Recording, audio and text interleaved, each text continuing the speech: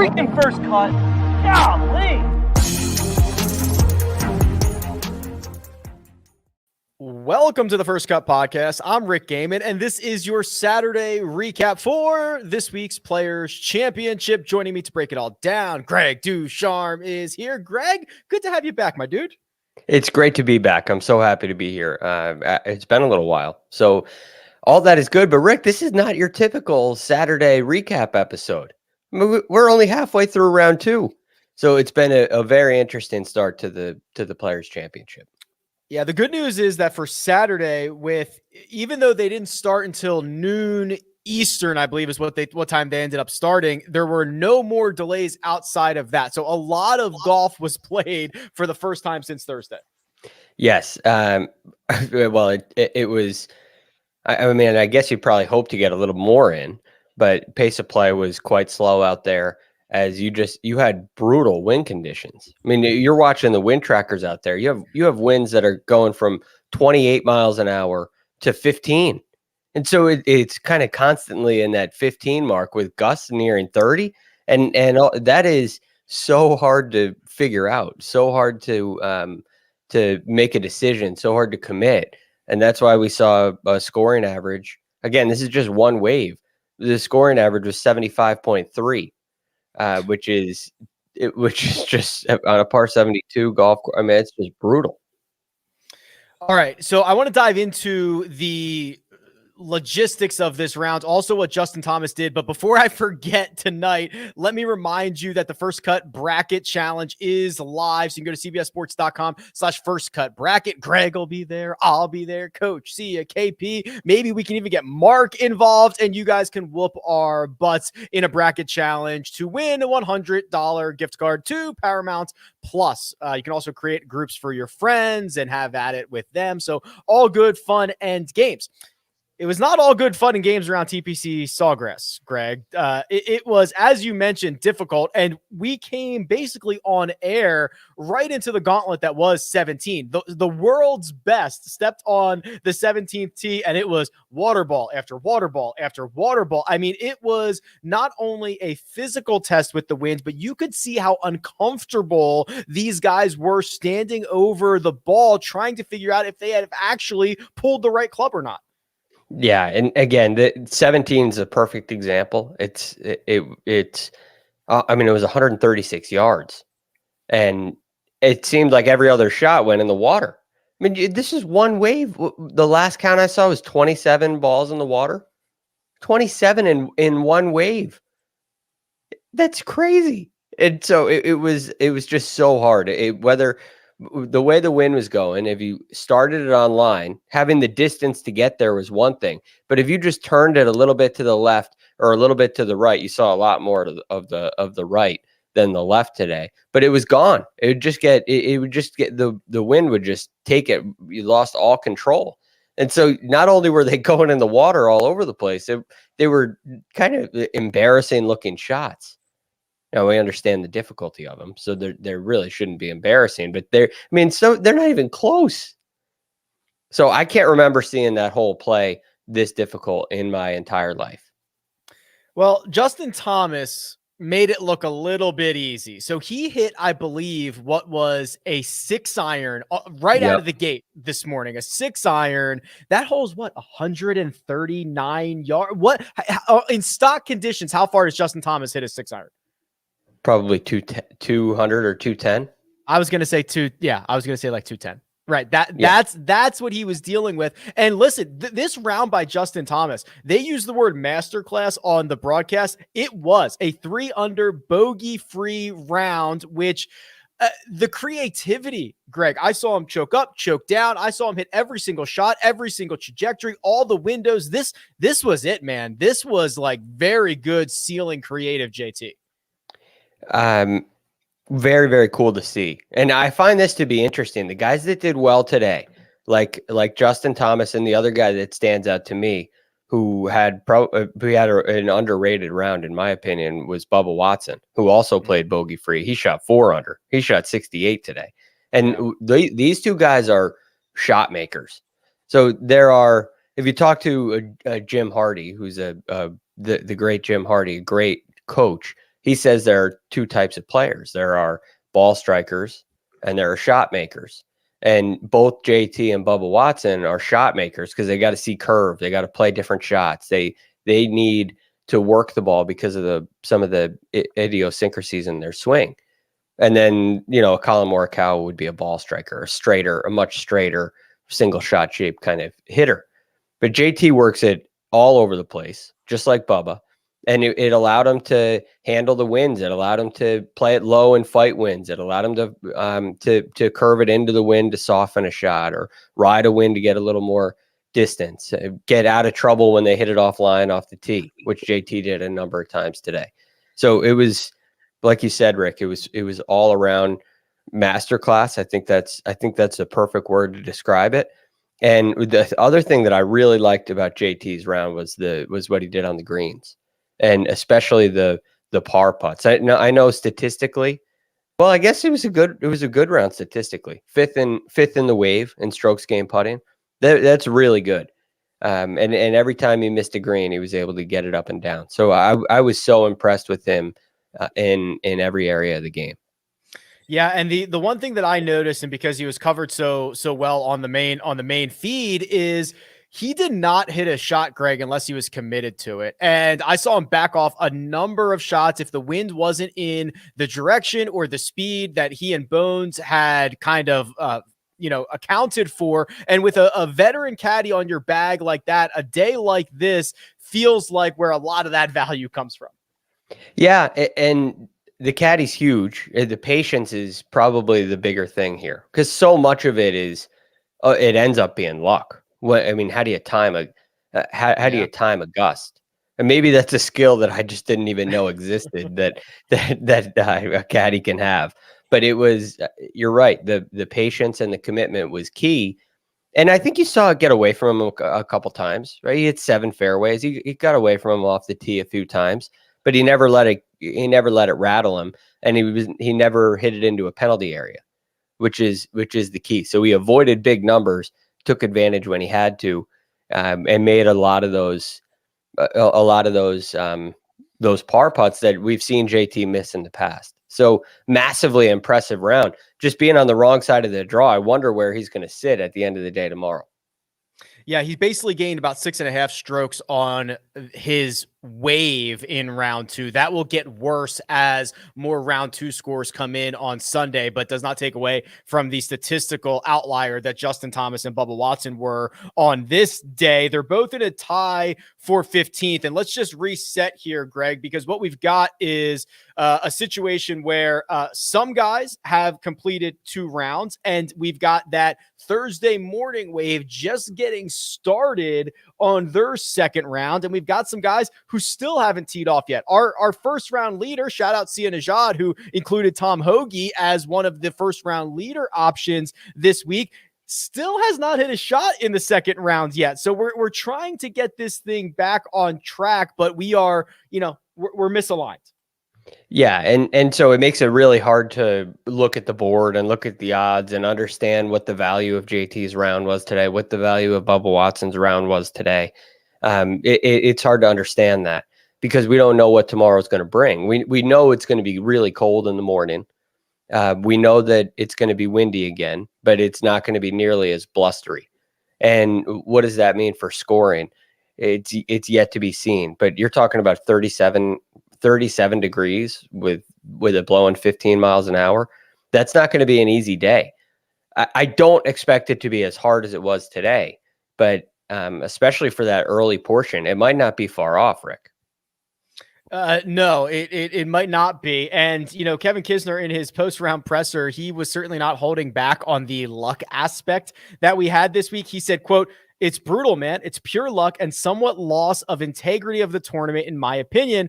But it is what it is. We've got 36 more holes to figure out who's playing the best," end quote. So it's definitely not fair. I don't know if golf has to be fair, Greg, but there is going to be a massive wave disadvantage for half the field. Yeah, but this is it's an outdoor game, and it's just unpredictable, and there are hardships that the Tommy Fleetwoods and the Tom Hoagies and the Joaquin Neiman, all these guys that haven't even started, if at all, started their round 2 yet.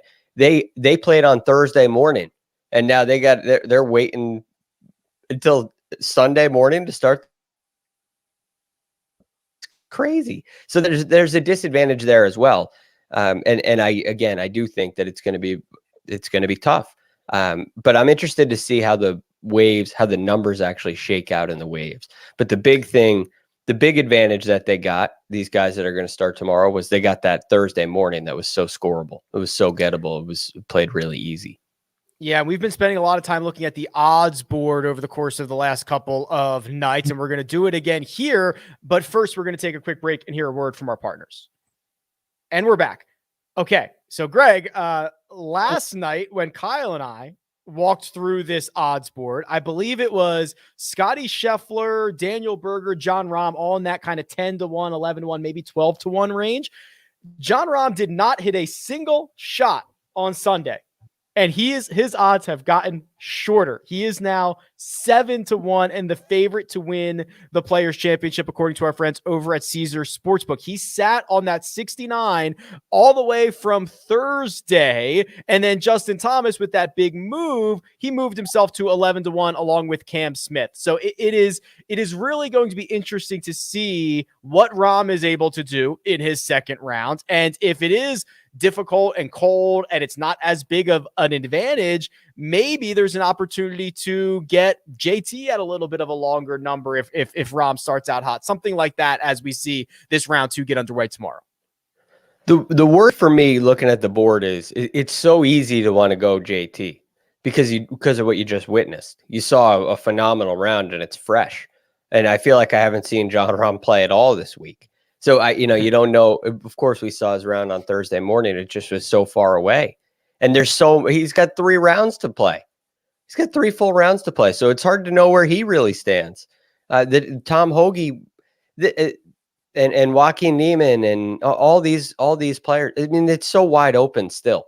When I look at this, especially for that morning wave. I mean, some of these guys could end up missing the cut, and they're sitting at 4 under or something right now. So it's because the golf course is going to be totally different than what they saw in the first round. So I don't know if that really gives you an idea of what they're made of. We know that JT can handle these kind of conditions because he proved it today. But can Tom Hoge handle those conditions, or did he go shoot 66 because it was soft and there was no wind, and he's a great iron player and he was able to attack hole locations that he won't be able to attack tomorrow? Does it have that effect? He's been playing great golf this year, so I'm interested to see.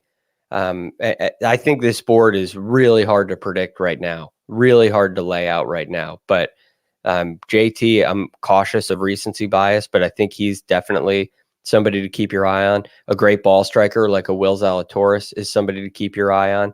I thought Dustin Johnson's round today was really impressive. Even though he shot 73 today, I think he's still in the mix. So you can go way down. What about a Corey Connors? Connors, I don't mind Corey Connors. Yeah, that was the one that I saw. He's 2 under. He's 40-1. Okay. What about Patrick Cantlay? He might be. What is he? Is he 1 over? Did he get to? It feels like it's been a year since I've seen him play. I thought he shot even. Even par. It might have been 1 over. He's at even par. Yeah, he's 50-1. If he goes out and shoots a couple under par in his second, he still has 3 rounds to play. He's 3 rounds to play. Six shots off the lead. 50-1. Patrick Cantlay. And if that first round was not a great round, shooting even par in those conditions was a disappointment for sure. But you're sitting right now at your 6 shots back.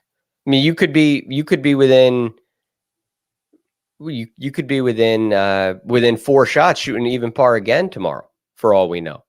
That lead could come down instead of extending. I think it's going to be hard to shoot under par rounds tomorrow, especially something in the mid 60s. I think that's going to be really hard to come by.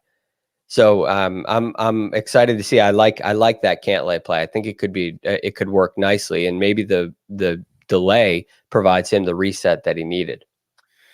Couple of notable names, Greg, that will not be around for the weekend unless this thing gets really, really crazy. But Brooks Koepka, an 81, 9 over. He will not be around. Xander Schauffele, 78. He's 7 over for the tournament. Jordan Spieth, same number, 7 over.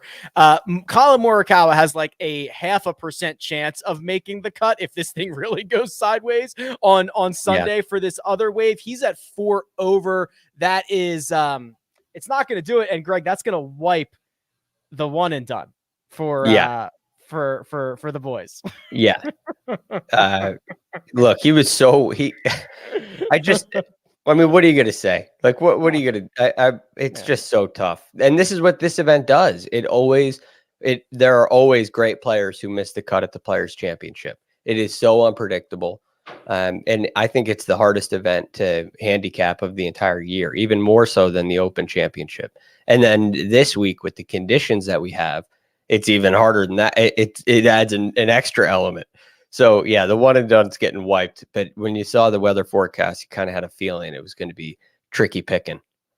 Yeah, that's the wrong side of the draw is what Colin Morikawa got. He tried to hang in there, but not even the world's best ball striker could flight some of these through the winds that we saw out there at TPC Sawgrass, especially on Saturday. All right, Greg, any final thoughts before we get out of here? We're going to go from the first ray of sunlight till last ray of sunlight on Sunday. Yeah, it's going to be a great day of golf. Hopefully we can get the third round. You think there's any chance? Probably not the third round completely done, but maybe a healthy portion of it. So we tried to do the math on this yesterday. So if they start at like 6:30 a.m. and they get till, what time is it now? So 6:30. So you get like 11 hours, right? Is that, we have daylight savings, right? Yeah. You're still going to get 11. You're still going to get 11 I guess hours. It's still the same total time. I just don't know. Can you start that early? Is that when they're planning on starting? Okay, so I don't know what time it's actually going to be, but you'll basically get 10 or 11 hours of daylight, right. Which will give you, so you need to have Thursday morning finish round 2, which is going to take, some of these guys haven't teed off yet. That's 5 hours, right? Yep. And you can have a little bit of an overlap to get them back out there like we saw today to have them play the first wave of round 3, but that's going to take 4 or 5 hours. So no, we will not be close. They'll still be at best a half a wave off. Half a wave. That's what it feels like. A whole wave off. Half the field off. Whole wave. Right, but it's not really. You do have the cut. So you do have the cut. Yeah. Now, so you probably. What do you figure? You got 9 holes. You got most of the field has 9 holes to go, or something like that. Yeah. Yeah. Kind of a wave in a way. So we'll see. I think you'll end up playing 27 holes for the most part, 30 holes on Monday or something like that. So it's going to be interesting to see. But I wanted to ask you, what do you think that cut number is going to end up at? What's your prediction on that? Most likely 2 over. I think if it is ugly tomorrow, I think the 3 overs are live, but I think the most likely scenario is 2 over par, which right now is like Lucas. Well, I guess he's not done. I'm trying to find guys that are done at 2 over that might end up being like Scotty Scheffler, Rory McIlroy. I think I like their chances, but we need a not low scoring morning on Sunday, because if it's easier than we think, the +2s could get wiped. If it's kind of harder than we think, the +3s are in. But I think +2 is the most likely scenario. I think you're right. I'm gonna stay with you at +2. Yeah, we'll see.